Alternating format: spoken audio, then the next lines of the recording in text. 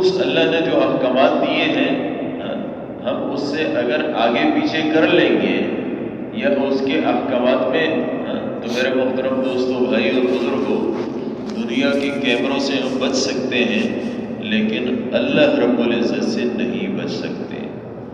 ہمارا کوئی عمل اللہ سے چھپ نہیں سکتا۔ دنیا کے اندر ہمیں گواہوں کی ضرورت ہوتی ہے کسی چیز کو ثابت کرنے کے لیے۔ اللہ رب العزت کے ہاں ثبوت کے لیے انسان کے اپنے ہی اعضاء ہوں گے۔ الیوم نختم علی افواہہم، فرمایا منہ پر مہر لگ جائے گی۔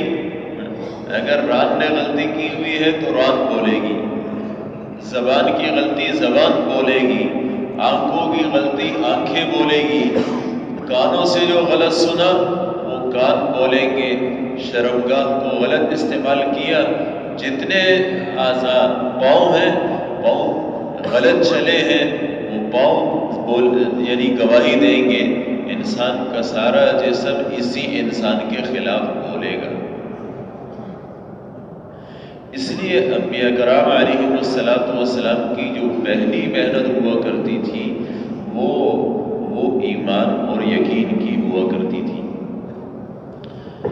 فرمایا حضرت عبداللہ ابن عباس رضی اللہ تعالیٰ عنہ بچے ہیں، ان کو حضور پاک علیہ السلام نے سواری پر اپنے ساتھ بٹھایا اور فرمایا کہ یا غلام انی اعلمک بکلمات، اے بچے کچھ باتیں اچھی طریقے سے ذہن میں بٹھا لو، میں تمہیں سمجھاتا ہوں۔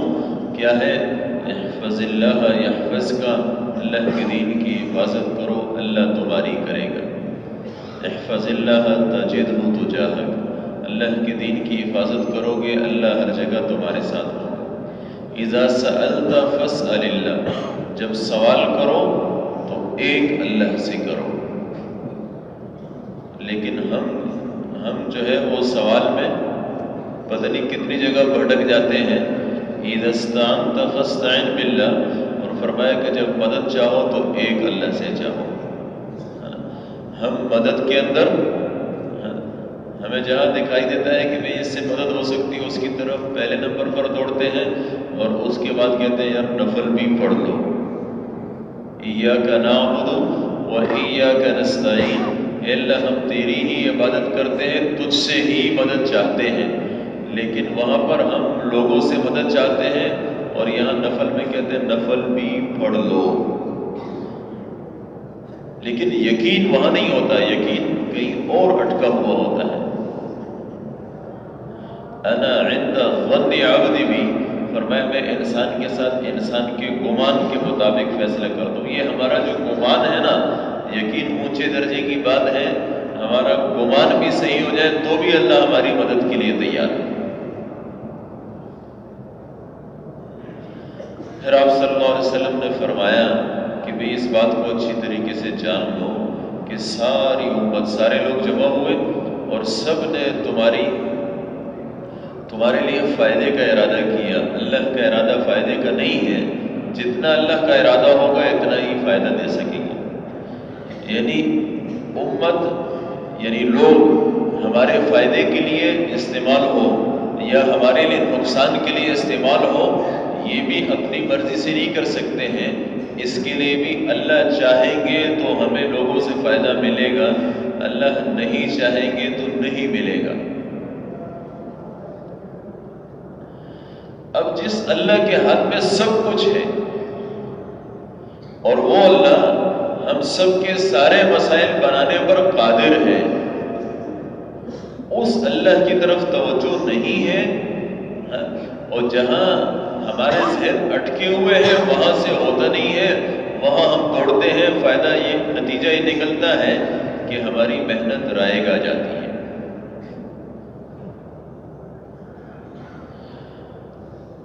کتابوں میں لکھا ہے کہ جب جو ہے حضور پاک علیہ السلام کے خاندان میں بچہ بولنا شروع کرتا تھا تو اس کو جو شروع کے الفاظ سکھائے جاتے تھے وہ یہ سکھائے جاتے تھے کہ الحمدللہ الذی لم یتخذ ولدا ولم یکن له شریک فی الملک ولم یکن له ولی من الذل وکبرہ تکبیرا۔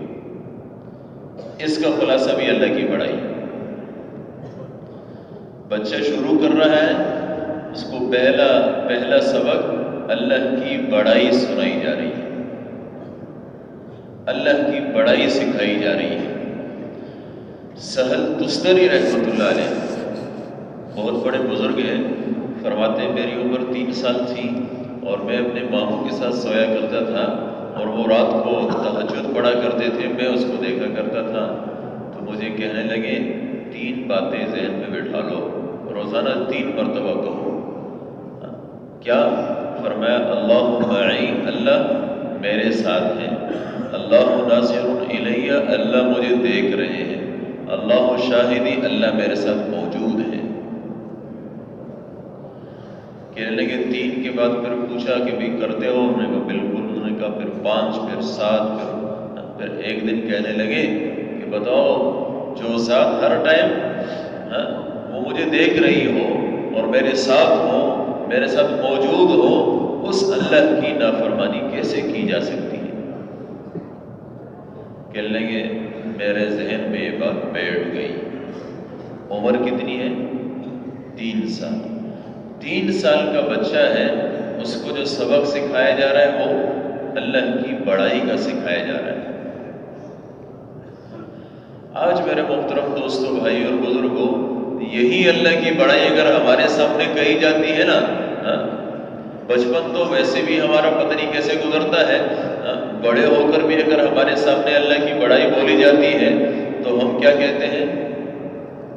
یار یہ باتیں تو سنی ہوئی ہیں، کچھ اور کہو۔ تبلیغ والوں کو اس کے علاوہ کچھ اور نہیں ملتا؟ نہیں میرے محترم دوستوں، بھائی اور بزرگوں، اللہ سے ہماری سب ہمارے جتنے مفادات ہیں نا، یہ سب اللہ سے وابستہ ہے۔ ہمیں جتنے فائدے ملیں گے اللہ سے ملیں گے، اس لیے اپنے یقین کو اللہ رب العزت پر مضبوط کرنا۔ لا الہ الا اللہ کے اندر اسی بات کا اقرار ہے۔ یہی پہلا سبق ہے جو ہمیں کلمے میں پڑھایا گیا ہے، اور اسی پہلے سبق پر اگر اللہ رب العزت کی ذات، اللہ رب العزت کی صفات، اللہ کے کتنے صفاتی نام ہیں، ان سب پر ہمارا یقین بن جائے تو نتیجہ کیا نکلے گا؟ ہر حال میں ہم اللہ کی طرف متوجہ ہوں گے۔ آج جو ہماری توجہ اللہ کی طرف نہیں جاتی ہے، اس کی وجہ بھی یہی ہے کہ بھئی ہمارے ہاں اس کا تذکرہ نہیں ہے۔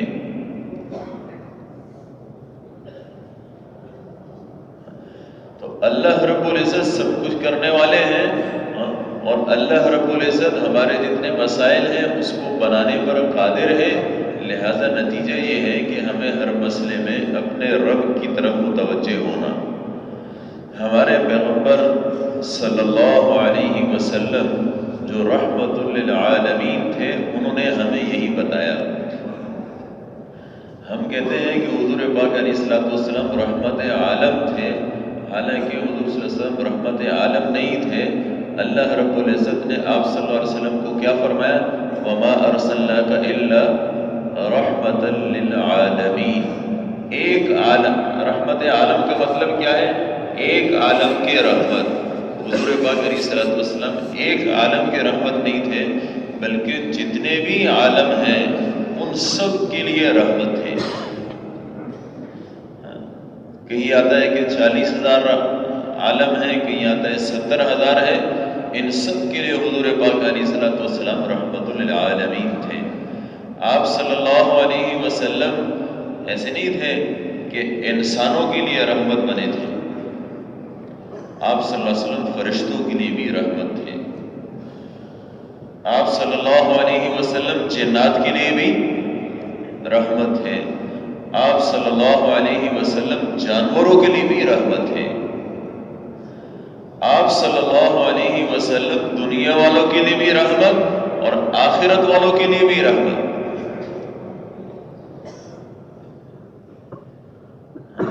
اور آپ صلی اللہ علیہ وسلم کی زندگی انسان کے ہماری زندگیوں میں آ جائے۔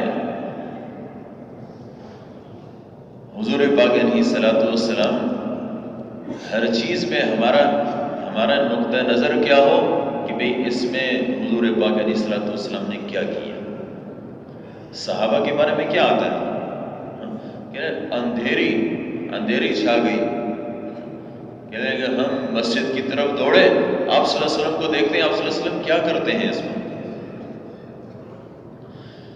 اب حضور پاک علیہ الصلوۃ والسلام کیا کرتے ہیں، یہ جستجو سارے صحابہ کی تھی۔ اس موقع پر حضور صلی اللہ علیہ وسلم کیا کریں گے ہمیں پوچھنا چاہیے، معلوم کرنا چاہیے۔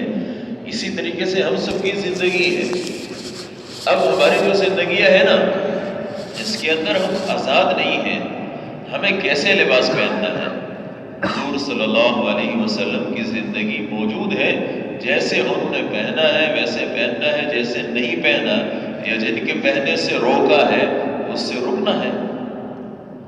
ہمیں اپنی شکل و صورت کیسے بنانی چاہیے، حضور پاک علیہ الصلوۃ والسلام کی زندگی موجود ہے۔ ہمیں اپنی تجارت کیسے کرنی چاہیے، حضور پاک علیہ الصلوۃ والسلام کی زندگی موجود ہے۔ ہمیں یہ جو ساری زندگی ہے نا، اس میں اللہ رب العزت نے قرآن پاک میں فرمایا الیوم اکملت لکم دینکم، آج کے دن میں نے تمہارا دین کامل کر دیا۔ جو کامل دین ہوا ہے کرتا ہے نا، وہ ایسے نہیں ہے کہ بھئی کچھ میں ہمیں پتہ ہو کہ اس میں ہمیں کیا کرنا ہے اور کچھ میں ہمیں پتہ نہ ہو، یا یہ ہے کہ ہم کچھ میں حضور صلی اللہ علیہ وسلم کی زندگی اپنائیں گے اور کچھ میں اپنی مرضی کریں گے۔ نہیں، ساری زندگی اور ساری زندگی کے سارے لمحات، سب کچھ میں ہمیں کیا کرنا ہے، آنکھوں کا استعمال کیسے کرنا ہے، کانوں کا استعمال کیسے کرنا ہے، کان سے کیا سننا ہے کیا نہیں سننا موجود ہے، زبان سے کیا بولنا ہے کیا نہیں بولنا، دماغ سے کیا سوچنا ہے کیا نہیں سوچنا، ہاتھوں کے احکامات موجود ہیں، پاؤں کے احکامات موجود ہیں، سارے کے سارے جسم کے بھی احکامات موجود، اور اسی طریقے سے میرے محترم دوستوں بھائی اور بزرگوں، یہ دیں پھر ہمیں اس جسم کا استعمال کیسے کرنا ہے اس کے بھی احکامات موجود ہیں۔ انسان عمل کی مشین ہے، انسان کے جسم سے مسلسل اعمال نکل رہے ہیں، آنکھیں دیکھ رہی ہیں، اس وقت دیکھیں نا ہم سب بیٹھے ہوئے ہیں، ہماری آنکھیں بھی استعمال ہو رہی ہیں، اسی طریقے سے ہمارے کان بھی استعمال ہو رہے ہیں، ہمارا دماغ بھی استعمال ہو رہا ہے، اسی طریقے سے ہم جو بیٹھے ہوئے ہیں تو ہمارا باقی جسم بھی استعمال ہو رہا ہے۔ اب یہ جو سارا جسم ہے نا، یہ 24 گھنٹے اعمال بنا رہا ہے، اسی سے ہماری زندگی آخرت کی بن بھی رہی ہے بگڑ بھی رہی ہے۔ ہم جو 24 گھنٹے گزار رہے ہیں اس میں ہم اپنی جنت بھی بنا رہے ہیں اور جہنم بھی بنا رہے ہیں۔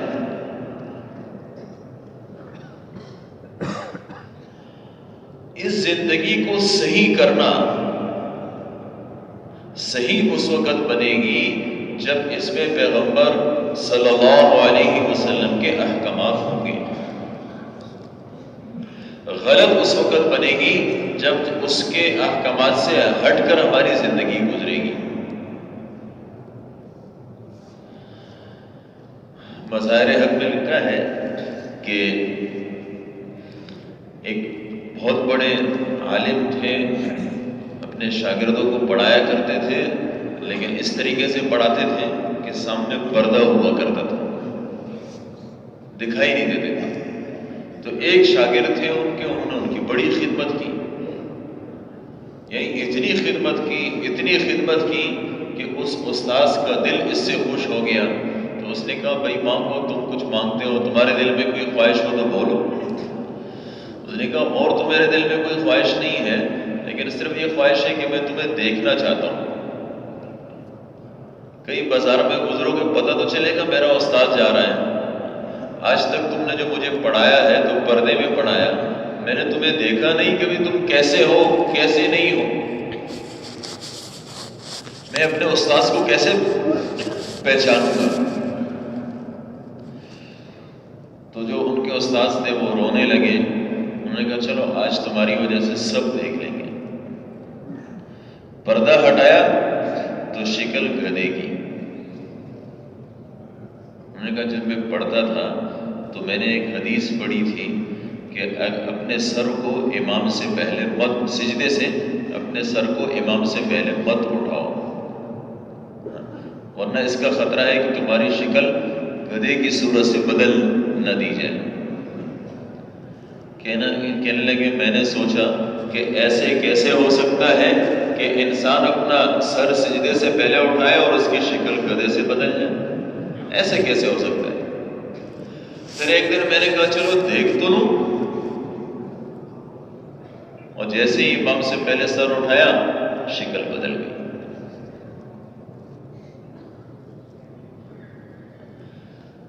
تو میرے محترم دوستوں, بھائی اور بزرگوں, حضور پاک علیہ الصلوۃ والسلام کی زندگی وہ اپنی ساری زندگی میں لے کر آنی ہے, اور یہ ضروری ہے.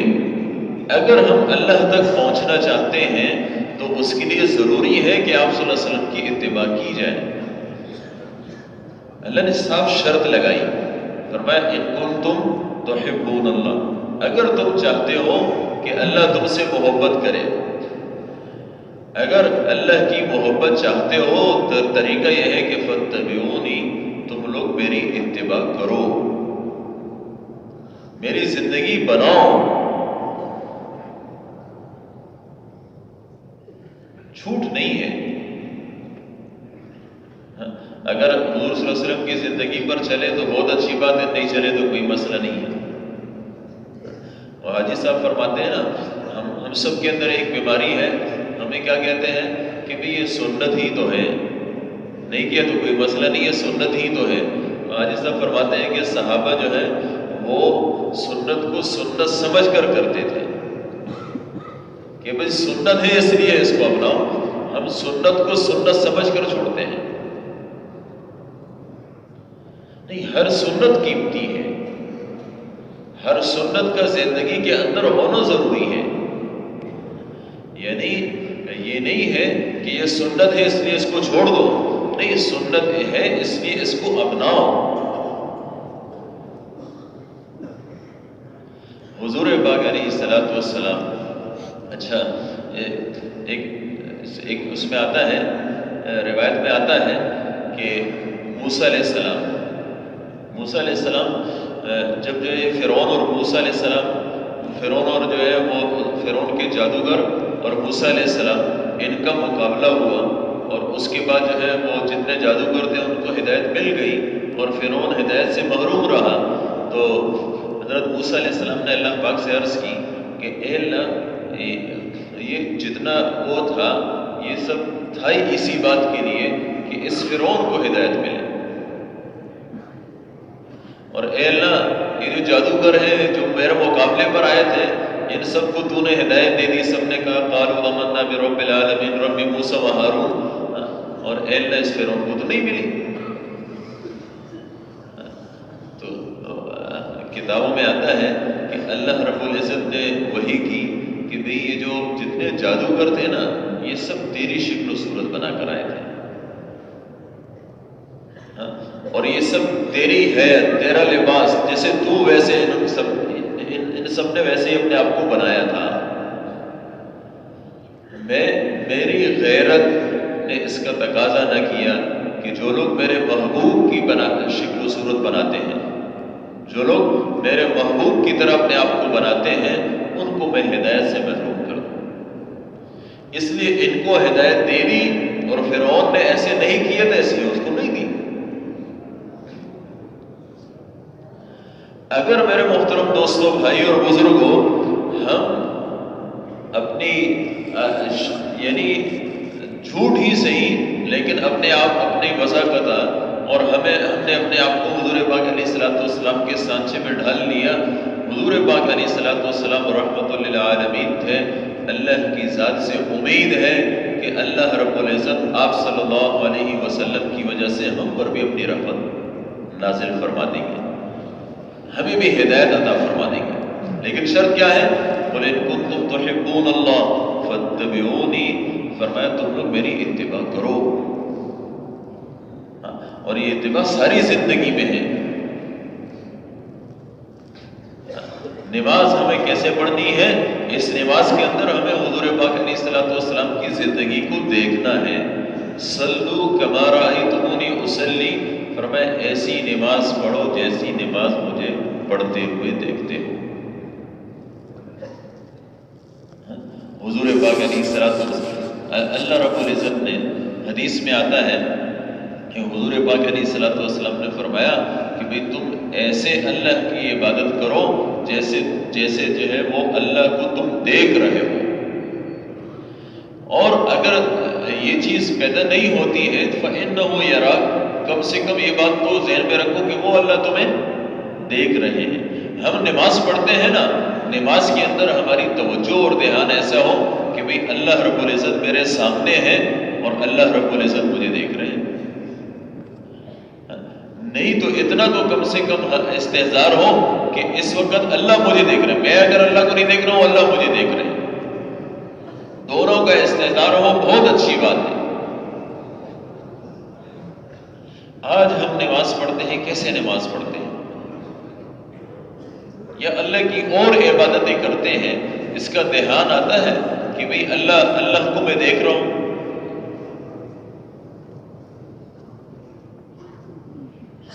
اپنی نمازوں پر محنت کرنا، اپنی نمازوں کو بنانا.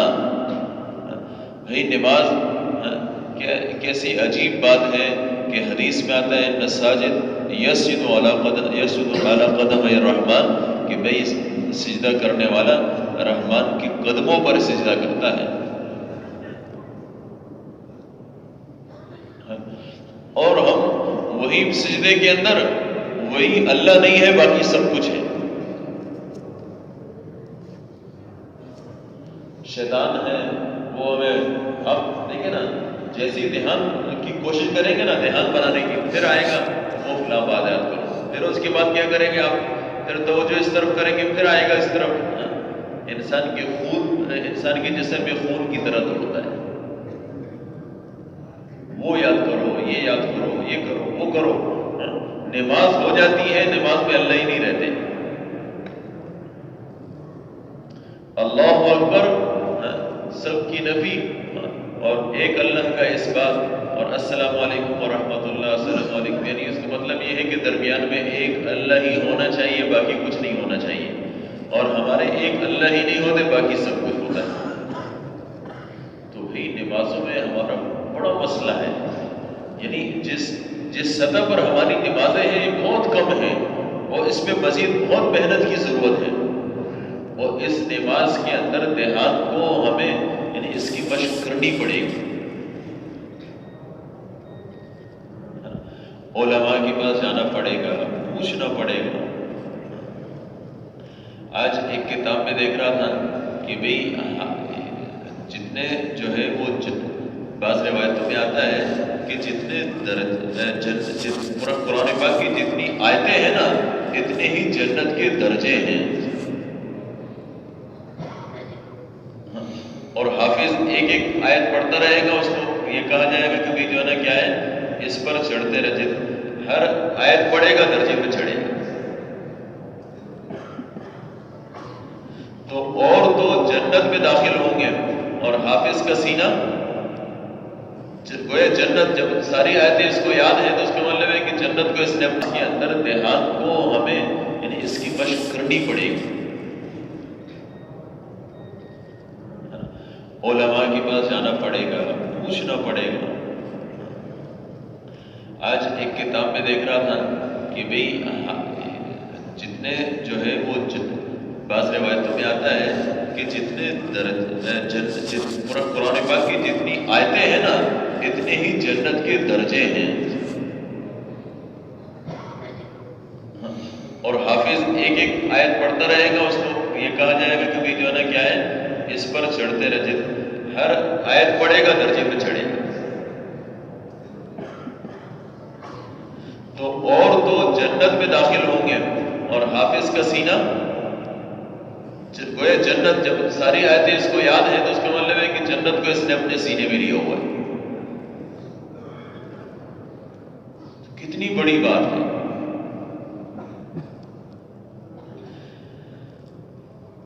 میرے محترم دوستوں، بھائی اور بزرگوں، اپنی جو ہے وہ ہم جتنے یہ 24 گھنٹے کی زندگی ہے نا، اس کے اندر ہم علماء سے پوچھ کے چلیں گے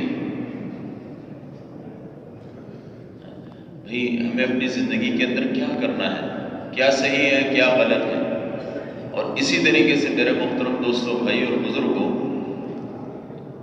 عبداللہ بن مبارک رحمۃ اللہ علیہ کے بارے میں لکھا ہے کہ ان کے پاس ایک شخص آیا، اس نے کہا جی میرے اوپر 700 درہم قرضہ ہے، تو بھی میری مدد کریں۔ تو انہوں نے ایک رکا لکھا اپنے منشی کے نام اور اس کو دے دیا کہ بھئی اس منشی کو دے دو۔ اب منشی کے پاس یہ آدمی آیا نا، اس نے اس کو زبانی بھی کہا کہ بھئی میرے اوپر 700 درہم کا قرضہ تھا، تو میں عبداللہ بن مبارک کے پاس آیا، اس نے پرچہ لکھ کر دیا۔ اب پرچے کے اندر لکھا ہوا ہے کہ بھئی اس کو 7000 درہم دے دو۔ اب منشی سوچنے لگا کہ یار مطالبہ 700 کا ہے اور لکھا ہوا 7000 ہے، ممکن ہے لکھنے میں غلطی ہو گئی۔ اس نے پرچے پر پھر لکھا اور اس کو بھی کہا کہ بھئی جو ہے نا جا کے اس سے کہو بھئی آپ سے غلطی ہو گئی۔ واپس وہ آدمی پرچہ لے کر گیا کہ بھئی جو ہے نا آپ کا منشی یہ کہتا ہے۔ تو انہوں نے پرچے پر لکھا کہ بھئی تم اگر منشی ہو تو بھئی جو میں تمہیں کہتا ہوں وہ کرو، اپنی طرف سے مت پڑھاؤ۔ میں نے حضور پاک علیہ السلام کی ایک حدیث سنی ہے کہ جو آدمی ایک مسلمان کو غیر متوقع طور پر خوش کرے گا، اللہ رب العزت اس کی مغفرت کر دیں گے۔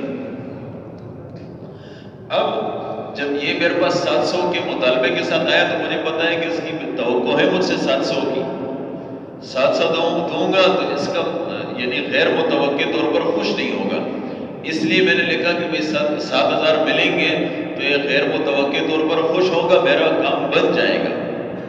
اور اب تم نے جب اس کو کہا ہے کہ بھئی 7000 لکھا ہے تو اس کا مطلب یہ ہے کہ اب اس کی امید 7000 کی بھی پیدا ہو گئی ہے۔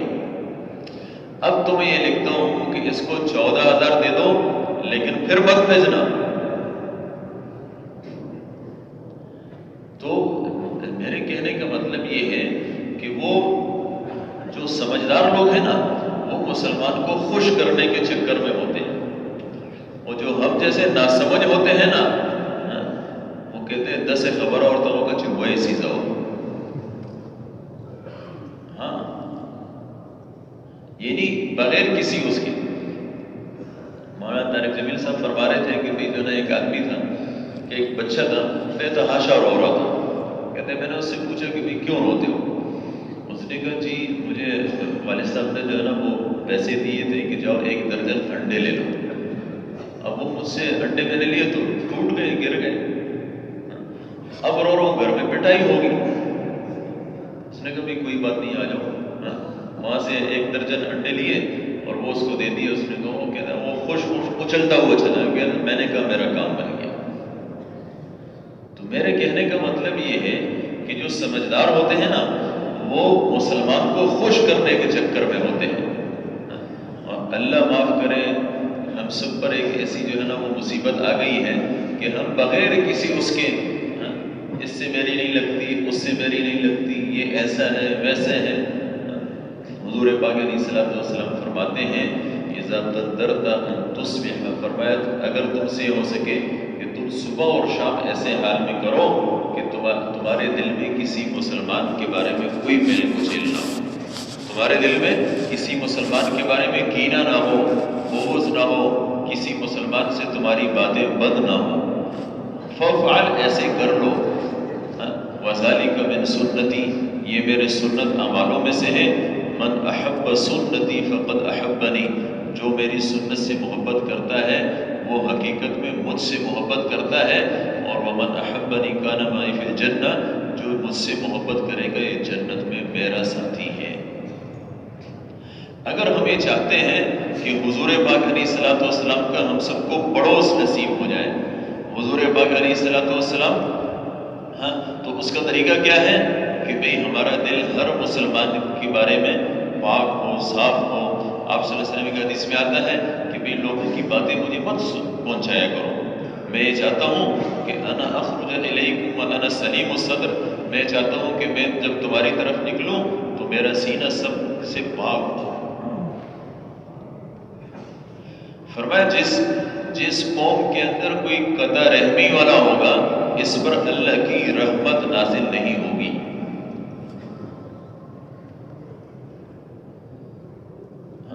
آج ہماری زندگی اصل میں ایک مسئلہ اور بھی ہے، وہ یہ ہے کہ ہم میں سے سب وہ کیا ہے کہ یعنی یہ برائیاں جو ہے نا وہ پھیلانے کے عادی ہو گئے ہیں۔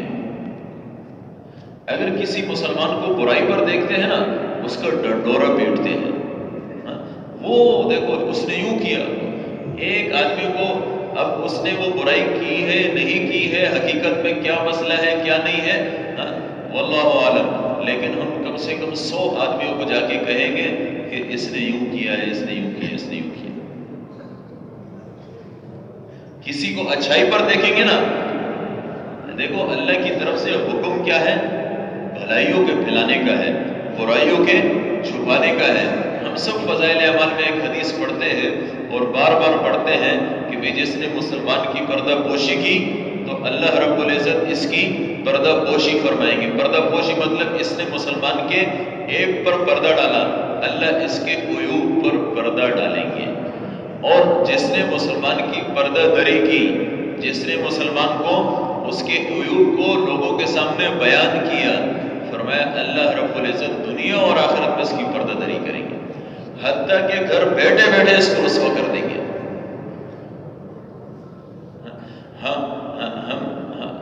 اگر کسی کو اچھائی پر دیکھیں گے نا، مثال کے طور کسی کو ہم نے تہجد پر دیکھ لیا، کسی کو اللہ کے سامنے گڑ گڑاتے ہوئے دیکھ لیا، اس کا ہم کبھی نہیں کہیں گے بھئی ماشاءاللہ فلاں تو یوں ہے فلاں یوں ہے۔ اگر اس کو برائی پر دیکھا اس کو ضرور بیان کریں گے۔ ہم عام طور پر جو ہے نا ہمارے معاشرے میں یہ چیز عام ہو گئی ہے۔ ہمارے جتنے اشاعت کے ادارے ہیں نا وہ سب بھی اسی میں لگے ہوئے ہیں۔ فلاں جگہ اتنے قتل ہو گئے، فلاں جگہ فلاں نے چوری کر لی، فلاں نے زنا کر لیا، فلاں نے یوں کر لیا، فلاں نے، اس سب کے ڈنڈورے ہر جگہ آپ کو ہر جگہ ملیں گے، کہیں آپ کو یہ نہیں ملے گا کتنے مسلمان ہیں کتنی اچھائیاں کرتے ہیں، اس کا کوئی تذکرہ نہیں ہے۔ حالانکہ حضور پاک علیہ الصلوۃ والسلام فرماتے ہیں اللہم انی اعوذ بک من خلیل ماکر، اے اللہ تیرے مکار دوست سے پناہ مانگتا ہوں، اے اللہ میں مکار دوست سے پناہ مانگتا ہوں۔ مکار دوست کون ہے؟ فرمایا ان رأى حسنۃ دفنھا، اے اللہ اگر میری نیکی دیکھتا ہے اس کو چھپاتا ہے، دفن کر دیتا ہے۔ وَإِن رَأَى سَيِّئَةً أَفْشَاهَا، اور اے اللہ اگر میری برائی دیکھتا ہے تو اس کا ڈنڈورا پیٹتا ہے۔ ہم سب کس طرف چل رہے ہیں؟ کون سی زندگی اختیار کر رہے ہیں؟ آپ خود سوچیں، ہم نے جتنی کتابیں پڑھی ہیں یا آپ لوگ پڑھتے ہیں صحابہ کرام کے بارے میں کیا آتا ہے؟ فلاں صحابی یوں کرتا تھا، فلاں صحابی یوں کرتا تھا، فلاں نے یوں کیا، فلاں نے یوں کیا۔ یہ جو ہمیں پہنچی ہے کہاں سے پہنچی ہے؟ صحابہ نے خوبیوں کو پھیلایا، اس کے بعد جتنے آئے تابعین انہوں نے خوبیوں کو پھیلایا، اس کے بعد تبع تابعین آئے انہوں نے خوبیوں کو پھیلایا۔ ہماری کتابیں وہ خوبیوں سے بھری ہوئی ہیں، لیکن اب اگر ہم دیکھیں گے تو ہماری جو تاریخ بن رہی ہے وہ سب خامیوں سے بھری ہوگی۔ کون پڑھ رہا ہے؟ ہم پڑھ رہے ہیں۔ ایسے نہیں ہے کہ اس زمانے کے اندر سب جو ہے وہ خامیوں والے نہیں ہیں، ایسے نہیں ہے، بہت سارے خوبیوں والے ہیں، بہت سارے اچھے اچھے کام کرتے ہیں اور ایسے ایسے ایسے کرتے ہیں کہ کوئی حد نہیں۔ لیکن میرے محترم دوستو، ہماری چونکہ طبیعت بن گئی ہے خامیوں کو پھیلانے کی، اس لیے کیا ہے ہم خامیاں پھیلاتے رہتے ہیں اور خوبیوں کو چھپاتے رہتے ہیں۔ حالانکہ مسلم شریف کے مقدمے میں یہ بات لکھی ہوئی ہے، فرمایا کہ اگر کسی برائی کو ختم کرنا ہے اس کو عدم ذکر سے ختم کرو، اس کا تذکرہ چھوڑ دو۔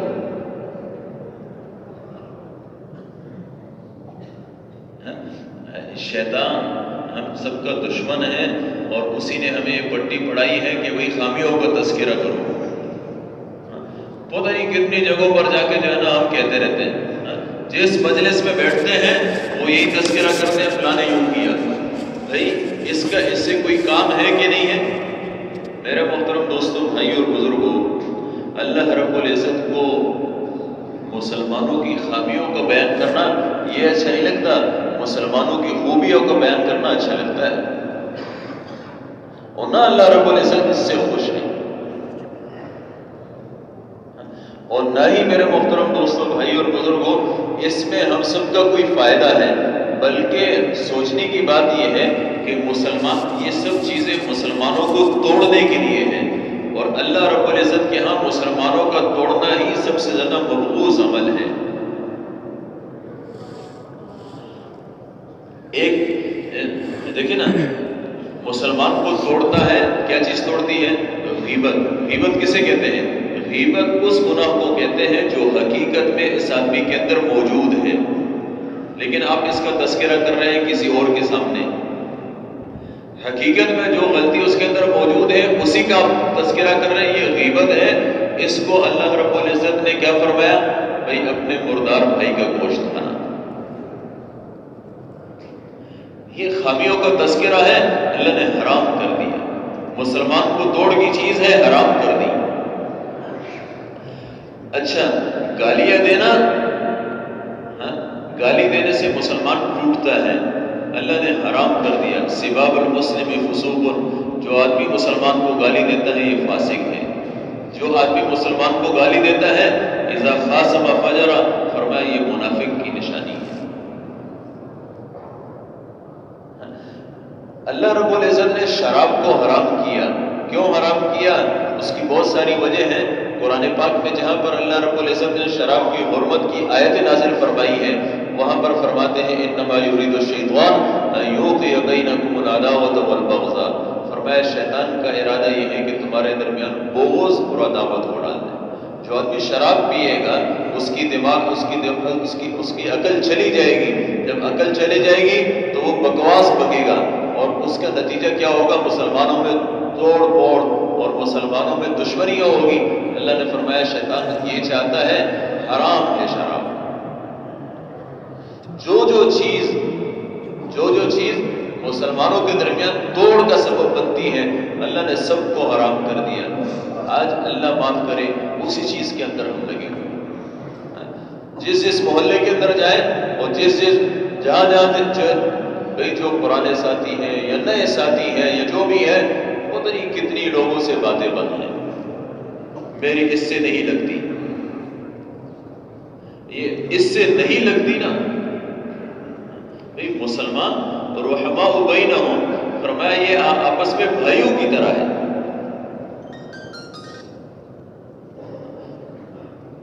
تو اس لیے میرے محترم دوستوں، بھائی اور بزرگوں، فرمایا کہ جہنمیوں کی صفت یہ دوڑ ہے، کلما دخلت امت لعنت اختہا، فرمایا جب بھی ایک جماعت جہنم میں داخل ہوگی دوسرے پر لعنت کرے گی۔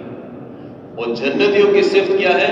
اخوانا علی سرر متقابلین، ایسے داخل ہوں گے جیسے بھائی ہوتے ہیں، ایسے داخل ہوں گے، خوشی پر داخل ہوں گے، متقابلین آمنے سامنے ہوں گے۔ جو ان میں دوڑ ہوتا ہے وہ آمنے سامنے نہیں ہوتے۔ اس لیے میرے محترم دوستوں، مسلمانوں کے حقوق پہچان، ہر مسلمان قیمتی ہے، اور ہر مسلمان کو اپنے آپ سے بہتر سمجھنا۔ المسلم، فرمایا مسلمان کہتے کسے ہیں؟ من سلم المسلمون من لسانہ و یدہ، مسلمان تو کہتے ہی اسے ہیں جس کی زبان سے، جس کے ہاتھ سے دوسرا مسلمان محفوظ ہو۔ بئس القوم قوم لیس المؤمن بینہم بالتقیہ، فرمایا بری ہے وہ قوم جس کے درمیان انسان بے خوف زندگی نہ بسر کر سکے۔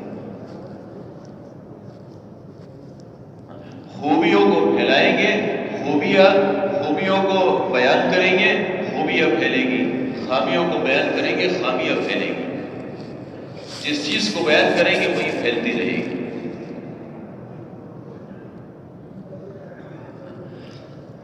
اور بھائی یہ جو تبلیغ کی محنت ہے یہ ہے ہی خوبیوں والی، تبلیغ کی محنت ہے ہی اسی بات کی کہ بھائی خوبیوں کو پھیلاؤ، انسان کے اندر خوبی آ جائے، اس کی محنت کرو۔ اس کے لیے آپ صلی اللہ علیہ وسلم نے اپنی زندگی لگائی۔ کس بات کے لیے لگائی؟ اسی بات کے لیے لگائی کہ بھئی مسلمانوں کے اندر معروفات آ جائیں، یعنی معروفات کے جو اللہ نے احکامات دیے ہیں وہ ان کی زندگیوں میں آ جائیں، جو منکرات ہیں جو خامیاں ہیں یہ ان کی زندگیوں سے نکل جائے.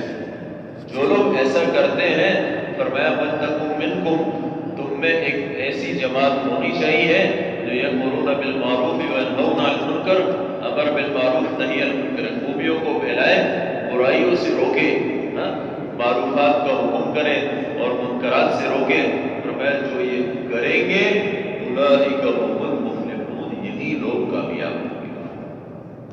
جو دین کی محنت کرتے ہیں ان کی کامیابی کی گواہی کون دیتے ہیں؟ اللہ دیتے ہیں. اللہ. اگر ہم اپنی زندگی کو کامیاب بنانا چاہتے ہیں اور ہم یہ چاہتے ہیں کہ بھئی جو ہے نا ہماری زندگی کامیاب ہو جائے، تو اس کے لیے طریقہ کیا ہے؟ اس محنت کو اختیار کریں جس محنت کو انبیاء نے اختیار کیا. سارے انبیاء کامیاب ہوئے، کوئی نبی ناکام نہیں ہوا. جس نبی کے پیچھے جتنے بھی آئے لیکن کامیاب سب تھے. اسی طریقے سے ہماری محنت سے جتنی بھی لگے، چاہے کم لگے یا زیادہ لگے، لیکن کامیاب ہر وہ انسان ہوگا جو محنت کرے گا. اللہ رب العزت نے ہم سب پر احسان کیا، اللہ نے ہم سب کو زندگی عطا فرمائی. اب یہ زندگی ہمیں اس بات کے لیے دی ہے، فرمایا وَجَعَلِ الْحَيَاةَ زِيَادَةً لِّي فِي كُلِّ خَيْرٍ، اے اللہ میری زندگی کو ہر خیر کے زیادہ ہونے کا ذریعہ بنا.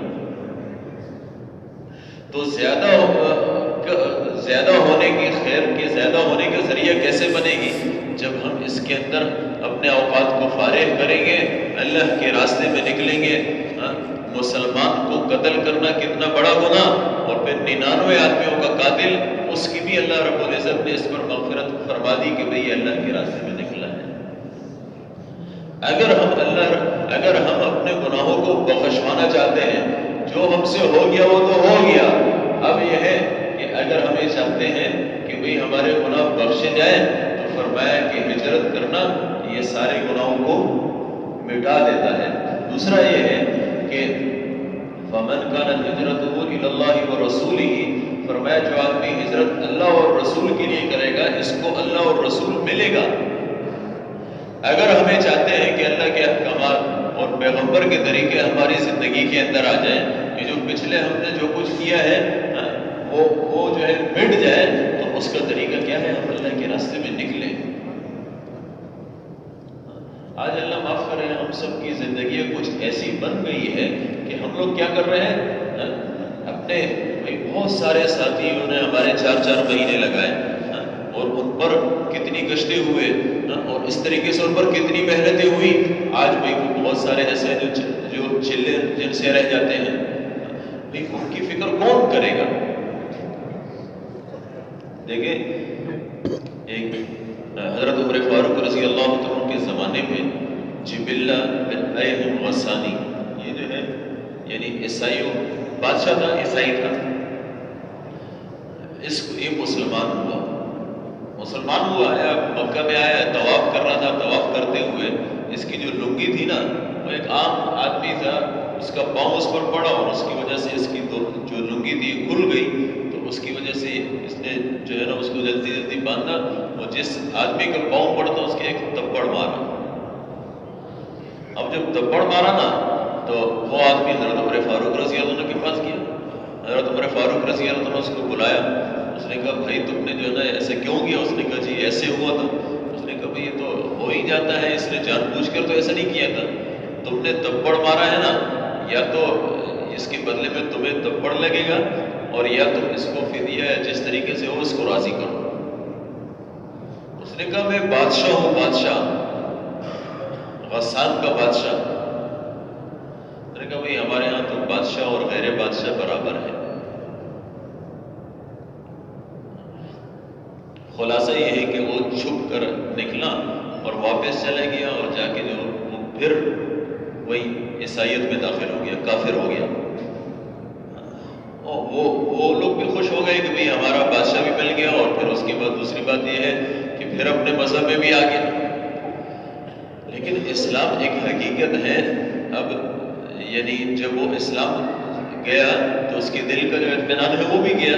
ہم سب بھی جو ہے نا یہ ایسی چکروں میں لگے ہوئے ہیں کہ ہم سب جو اللہ رب العزت قرآن پاک میں فرماتے ہیں الا بذکر اللہ تطمئن القلوب، کہ بھئی اس بات کو کان کھول کے سن لو کہ اگر تم دلوں کا اطمینان چاہتے ہو تو یہ تمہیں اللہ کے دین میں ہی ملے گا. لیکن ہم لوگ بھی جو ہے نا پتہ نہیں کس کس چیز کے اندر اطمینان کے لیے دوڑتے ہیں. جہاں ہم دوڑتے ہیں وہاں اطمینان اور سکون ہے نہیں، اور جہاں آنا چاہیے وہاں ہم آتے نہیں ہیں. تو اس کا خلاصہ یہ کہ ہماری زندگی بے سکونی، بے اطمینانی، بے چینی والی گزرتی ہے. اب جب اس نے اسلام کو چھوڑا تو یقینی بات ہے دل کے اندر اس کے اطمینان گیا، سکون گیا. بادشاہ ہے لیکن دل میں اطمینان نہیں، سکون نہیں. وہاں ایک صحابی تھے، وہاں کا ان سے گزر ہو رہا تھا، اس کو پتہ چلا، یہ اس کے بعد گیا. اس نے اس سے کہا کہ یار میں نے جب سے جو ہے نا وہ اسلام چھوڑا ہے میرے دل میں بے اطمینانی ہے، بے سکونی ہے. میں دوبارہ اسلام میں آنا چاہتا ہوں، لیکن مسئلہ یہ ہے کہ لوگ مانیں گے نہیں، اور کوئی ایسی بڑی سی بات ہو جو ہو جائے تو میں لوگوں کو کہوں کہ میں اس وجہ سے اسلام کو، اس کا اپنی ذہنیت تھی. اس نے کہا اگر عمر جو ہے رضی اللہ تعالیٰ عنہ وہ بڑا بادشاہ ہے، اگر وہ اپنی بیٹی مجھے دیتا ہے تو میں لوگوں کو کہوں گا بھائی وہ مجھے اپنی بیٹی دے رہا ہے اس لیے میں اسلام میں داخل ہوتا ہوں. تم جا کے جو ہے نا تم کیا کہتے ہو؟ میں نے کہا بھائی میں تو اس سے پوچھوں گا، میں تو کچھ نہیں کہہ سکتا. یہ پھر واپس آیا مدینے میں حضرت عمر فاروق رضی اللہ عنہ کے پاس. حضرت عمر فاروق رضی اللہ عنہ نے فرمایا کہ بھئی تم نے وہیں پر کیوں نہیں کہہ دیا کہ عمر تیار ہے؟ تمہیں یہاں آنے کی کیا ضرورت تھی؟ ایک آدمی اسلام میں داخل ہوتا ہے تو عمر اس قربانی کے لیے تیار ہے، جاؤ جلدی جا کے اس سے کہو. اب یہ صحابی دوڑا وہاں گیا. جب وہاں پہنچا تو یہ جبلہ کا جو ہے نا وہ جنازہ نکل رہا تھا بغیر اسلام کے مرا. لیکن میرے کہنے کا مطلب یہ ہے کہ حضرت عمر فاروق رضی اللہ عنہ کیسی ان کے دل میں فکر تھی. وہ جو ان کے دل میں کفار کے بارے میں فکر تھی نا، آج ہمارے دلوں کے اندر اپنے مسلمان بھائی کے بارے میں بھی نہیں ہے. اگر ہمارے دلوں کے اندر فکر ہو جائے بھائی ہمارے جتنے لوگ ہیں 100% دین والے بن جائیں، بھئی ہمارے جتنے ساتھیوں نے اوقات لگائے ہوئے ہیں یہ سب جو ہے نا وہ اوقات پابندی سے لگانے والے ہوں. ساری دنیا پڑی ہوئی ہے اور ساری دنیا کے اندر زبردست محنت کی ضرورت ہے. اب ان سب تک دین پہنچانا کون پہنچائے گا؟ بھئی مسلمان نہیں پہنچائے گا. کوئی ایک آدمی نماز نہیں پڑھتا